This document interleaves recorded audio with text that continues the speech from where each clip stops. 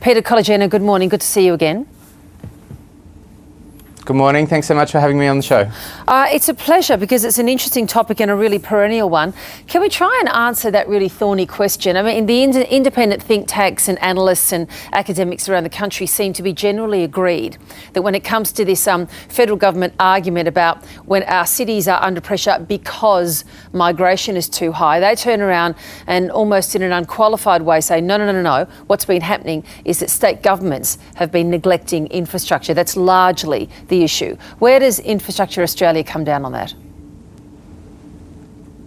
Well, there's no doubt that Australia's population is growing rapidly at the moment and is projected to continue to do so over coming years. 11 million additional people are expected to move into the country over the next 30 years. That's the highest level of population growth since the post-war era. So the matter of keeping up investment with growth is a challenge for governments. It has been a challenge for state governments in recent years. And that's the reason why our report, Planning Livable Cities, calls for a greater level of cooperation between levels of government to make sure we're planning for projected population growth, not just to plan for the right levels, but to make sure the planning's occurring with a view for population growth occurring in the right places, where either existing infrastructure capacity follows or hopefully precedes that growth occurring. That was a rather politician's answer, Peter Colligino, I must say. When you say challenging, is that a way of dancing around the fact that the states haven't been doing what they should have been doing for the last 20 or so years? Well, we do see infrastructure investment occurring in record at record levels but that's in many that's catch up now, so isn't it? Now, that's exactly right. Yeah. Okay. So they're catching up with what they have done. We are seeing governments play catch up. Yeah. Yeah. All right.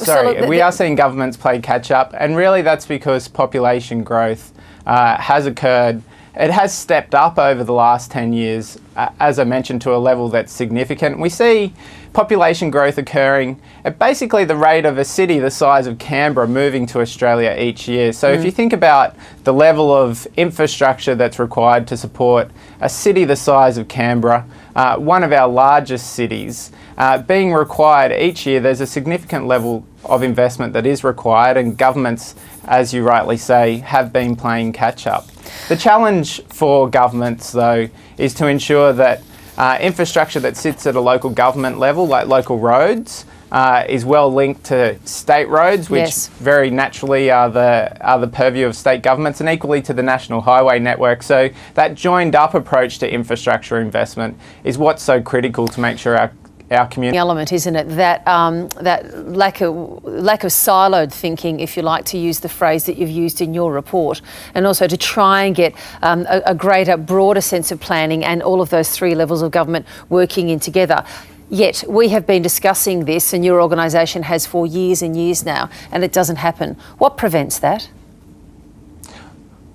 Well, that's right. We first pointed out to governments that a national plan or a national process to plan for population was something Australia should focus on in 2016. It was part of our inaugural Australian Infrastructure Plan. Unfortunately, that wasn't a recommendation taken up by governments, but we're so pleased to see the issue front and centre ahead of the COAG meeting later this week. Really, we believe, starting at that fundamental point of a common understanding of population growth levels and where population growth will occur, which is a vital input to any infrastructure decision, is absolutely the right place to start.